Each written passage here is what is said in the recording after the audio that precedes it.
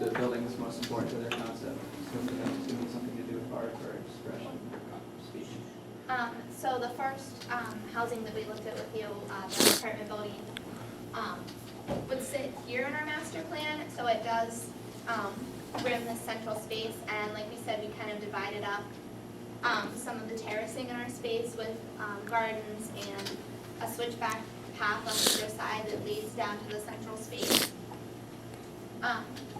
And so I really wanted to create this feeling of the Imagongo art in the facade of the building, which is why it kind of has this sculpted form like you can see on the works on the table behind you.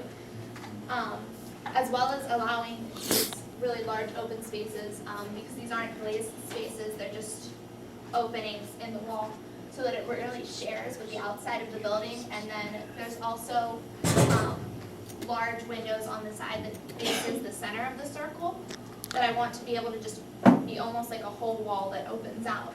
And that way the studio space also communicates with the interior and with the center of the circle, so that people's art and the work that they do and the things that they create can really share with everything that's happening in the central space and the other people that live in the environment.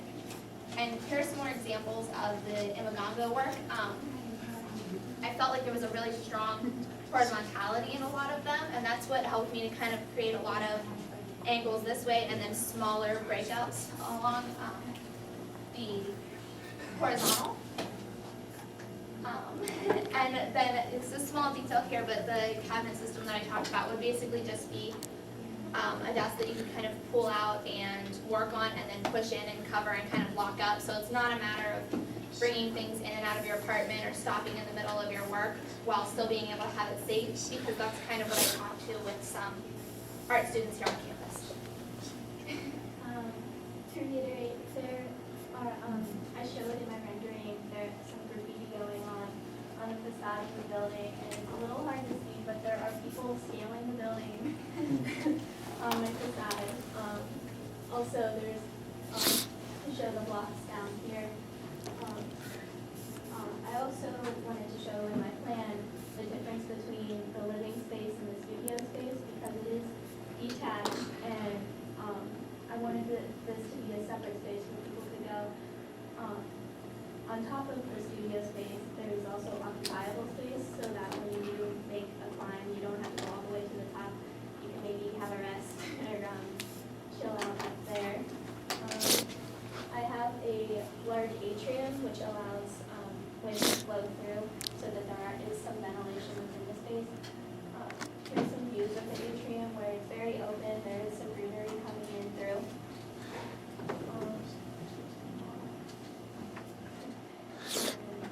That's about it.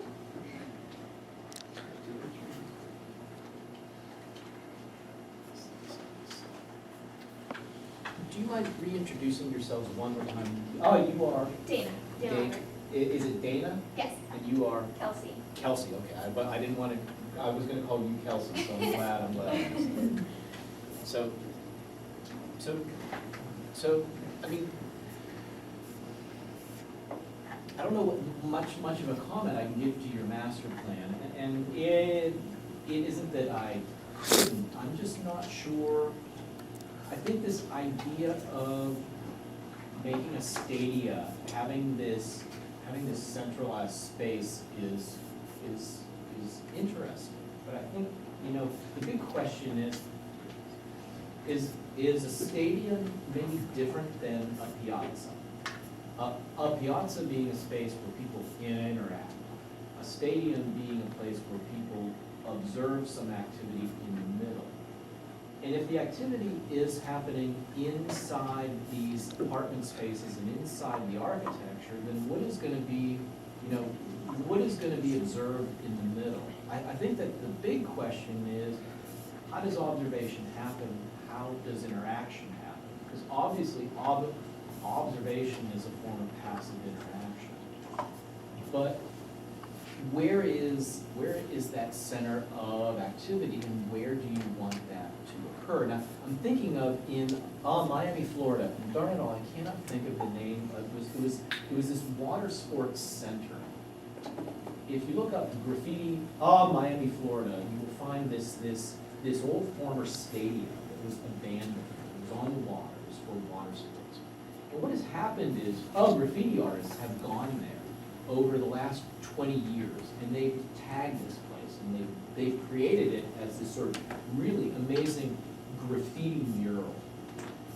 What they're talking about doing now is preserving it and actually trying to basically say that this is kind of this graffiti art mecca. And they're trying to actually, and I just read something recently, I just don't know the exact details on it in terms of the name, but I'm sure you can find this. But it's interesting because it's not about what happens in the water, it's about what happens at where the former stadium seats were. So I guess that's what I'm wondering is, where is the protest, where is the art, where are people going to observe it? I'm not sure if the morphology of the stadium is your best form for the master. That's just a question. Right. How you activate it could become really, really exciting, that really it's about being in the middle and looking outward. Or it's about being at the fringes and looking across. I think a model you might want to look at that is both a place for an event and a place for observation would be the Piazza in Siena. It's really interesting that I don't know how often, but there's a horse race that happens around it, and where the audience is in the middle, even though that's the main space, and it slopes down. I guess you have to think about how are these spaces activated. So I say that is one.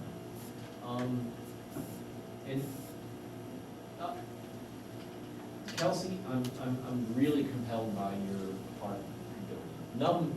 Number one, I'm very interested in using buildings in different ways.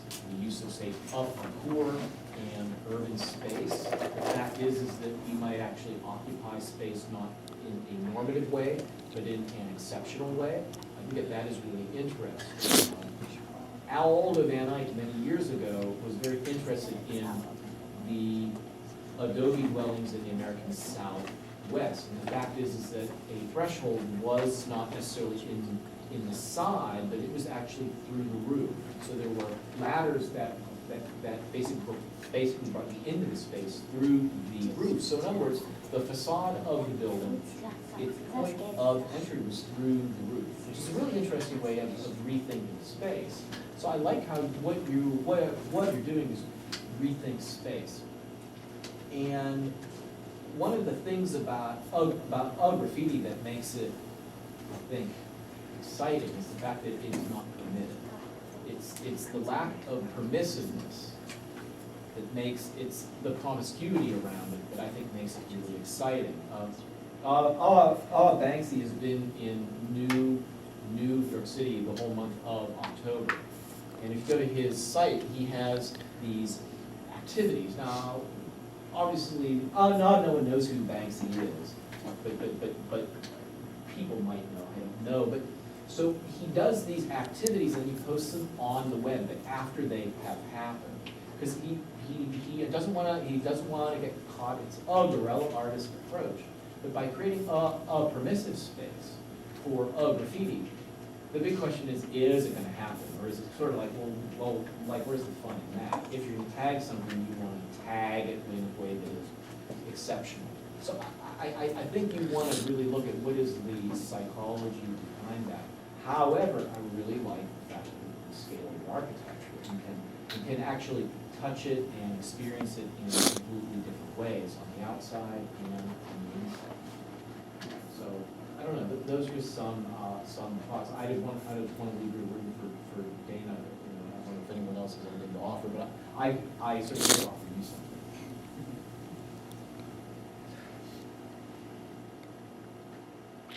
I mean, I think we can partially answer some of the things that you brought up as well. Part of, like you said, it was where's the focus in such a large space? And so that was where we had started, was we really thought that the focus was down here, and that was the critique we got the first time as well. When you're not gathering 100,000 people, where's the focus? And so that's why we decided to divide up and have some of these smaller things happening in each terrace, so that it wasn't just an empty space or it wasn't a lack of focus. Each space would have its own definition that people could use, such as anywhere from a art and sculpture garden to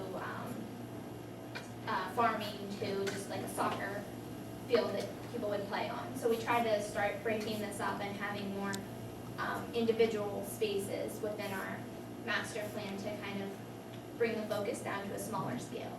I don't know if I missed part of the presentation, but did you talk about what the major focus was of the plaza here? Did you talk about, what your important buildings are that you're gonna develop in the next section and how they relate to the Right. master plan? Yeah, so in the large focus space that we started in, we decided that there would be an art school and like a public forum. So a space for people to really learn to use art as activism, like we talked about, as well as like a space where people would feel free to research and discuss and share ideas, where they wouldn't be afraid like they seem to be in a lot of places in Rwanda otherwise. Well, I guess what I'm wondering is, well, then still, is the form of the stadium important? I mean, or is it more like Asana's Rolex Center that has these multiple centers that can exist, and then there's a fabric that weaves in between, where it's not just this sort of large space that you make smaller spaces in, but maybe it's a series of like interlocking squares that the housing wraps around and forms another layout. I keep thinking of work of Upgate Bloom, keep thinking of work of maybe Berlin Free University by Candelas, or I keep thinking of the sort of the kind of map building model of Sanaa and how the Rolex Us Center, they basically create not just inside pockets of activity, but then are surrounded by other more mundane activity, and then another pocket of activity, both inside and outside. I just wonder, if that a stadium form is really achieving what you want it to, whereas you could wrap the housing around it, be a cluster of smaller open spaces versus one big open space. I think the problem of the plan, to underscore what you're saying though, is that it feels as if you chose this form and then figured out how to fill it in, as opposed to figure out what you want to do and then having the form created by that program. I mean, I think the real strength of your project is in the architecture, both in the scalability of Kelsey's building. Also, Dana, I really like these outdoor, they're almost like shadow boxes, where it's outdoor and indoor. I think that this is a really nice architectural gesture.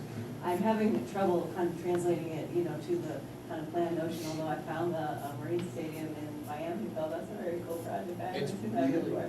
It's really cool. Did you find it based upon my Yeah, while you were talking, I just pulled it description? up. Yeah, isn't that awesome? It's Pretty so awesome. freaking cool. It is, it's really nice. It just happened by accident. What's it called? It's called the Marine Stadium.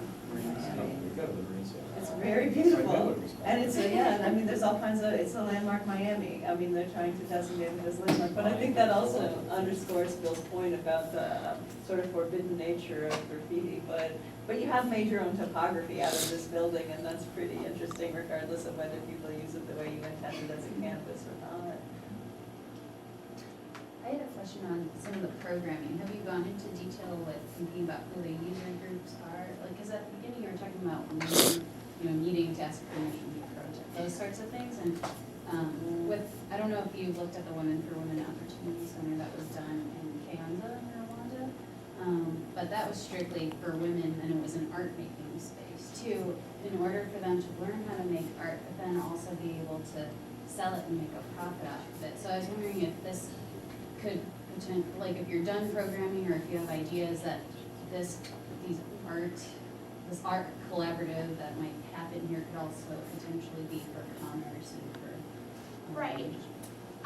In some of our, and this isn't set in stone, but this is things we've discussed. So in some of our, our artist living area, we thought that some of our buildings would be mixed use so that lower levels would be a space for people to have commercial space where they could sell the art that they make or the other goods or even the things that they grow. Can I kind of take off of that? I just, I'm thinking of things, but there was, Team 10 in the 60s was talking about the idea of urban space as a Casbah. This idea, and I wish I could think of examples. I keep thinking of ones that I've been to, but in Verona, Italy, there isn't like one big square like in Siena. There's this tapestry of squares. There's this open spaces, enclosed spaces. But a Casbah, I think, is a good example of the possibility of that space that could be more intimate, but could still be open by virtue of how you weave the different activities together, as opposed to having this sort of one edge, and then you make these little sort of pockets of activity in that big space. I think we may want to. I think it's a problem of scale. Yeah, not to step in and defend anybody, but I think you did forget to mention this idea of having a stage or a forum down at the bottom of the site to really house huge functions. So I think the diversity of the site is about having these huge functions and then looking at it at a smaller scale, building-wise, like a smaller function.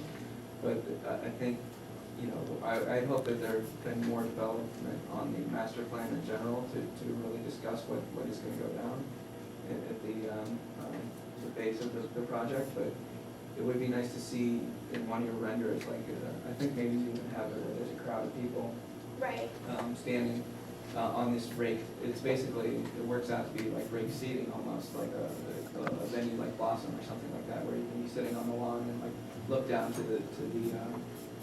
basically the apex of the form, and then the plazas that are in front of all the buildings are kind of like the loge seating or something like that, the balcony seating. So, I mean, I don't know, I think the presentation should have talked about that a little bit, that you have this program of setting up like a stadium kind of event in this space, because we're really just getting the sense that this is a huge plaza and. With these sort of activities just all Yeah. along the edge. Right. Yeah. Which don't match the model that sort of steps, Yeah. So maybe the way they organize those activities also reflect their On changing. terraces, yeah. Yeah. Right, yeah, there is, As opposed to being so uniform. terracing Yeah. in the topography, it's just very light. But Yeah, maybe it's they had also it opposite uniform. last time, there was Yeah. terraces in the middle, and then the outside was gonna be a rake seating, but then they switched it because of criticism that you're gonna lose the views in the middle there, if you're trying to put an event down at the front. There's an apocryphal story about Louisiana State University, and unfortunately, it isn't true. I kind of wish it was, but apparently in the 1930s, there was money to build a stadium that the federal government had, but not student housing. And at Louisiana State, they needed student housing, but they didn't need a stadium. No, I'm sorry. I have it the opposite. Excuse me. I have it the opposite. There was money to build student housing, but there was not money to build a stadium. This is the story. This is the story. So Huey Long, the governor of Louisiana, decided to go for new student housing on campus, to basically go for new student housing on campus. Just so happened to be in the shape of a stadium. Yeah. And it just so happened that the roof of that, was essentially terraced so people could sort of sit and sort of see. And if you go to the stage of the football stadium at LSU, it has dormitories as part of it. And it's grown, even though it's grown since then. So I would definitely, I don't know, there might be something to think about. Is there more interaction between the edge and the architecture and what's happening on the, especially if people are going to crawl on your architecture? I think our main goal is kind of to create a space that a large mass of people can gather so that there's maybe one voice or multiple voices that can make a statement, or maybe there is a speaker for the art school that everyone can attend, or an art show. And then, but to also program for when there isn't an art show or a large mass of Yeah. people in one spot and to make use out of this space besides just for that one singular time. But Sarah's saying definitely helps you in that regard, so clearly you thought about it. Maybe it's not a planning problem, but a rendering problem. So, I mean, if you look at sort of examples of illustrative master plans, the way that you color the plan and cast shadows can really help tell the story. So that, you know, your ideas are just kind of more clearly shown. Would it be bad to color all of the drawings? Hey, yeah. Well, Good idea. I was gonna say that there actually could be, you know, because I keep throwing darts and, you know, they aren't hitting. It could be two things. It could be, I don't understand what you are doing with it, or it could be that my critique might be really, you know, worth exploring. Right. I don't know which. But I would say that having this edge and having this big space in the middle, but wanting a variety of things to happen is not that clear. Basically, I like this statement, make of each space a bunch of spaces. And I'm not sure how this is a bunch of spaces. It's clearly not delineated, and maybe how you are doing this, but I think you want to look at that. So I'm not sure if the stadium is the best model. Maybe that edge becomes more infiltrated and it's not as precise. Perhaps it may actually form these sort of pockets on the side, more like a plan of a cathedral that has these sort of niche spaces off the edges of it versus this large sort of sweeping edge. Now, the other thought I have is, I'm thinking of Wrigley Stadium in Chicago, which is kind of cool. It's a stadium, it's been there for a while. What's happened is the housing around it has now turned into these condo spaces. And what they have done is, because of how the stadium's shaped, they've actually built loggia on top of the apartment. So you actually don't pay for the game. You actually pay to rent the condo, and you have a party on the roof. You're kind of outside of the stadium, but allows you a view in. I think you want to form a really, you know, keen dialogue between what's happening on the edges and what's happening in the space. But it might mean that that edge is not as clean. Maybe it's more fringy and allows for some other activity. Along those lines, I'd like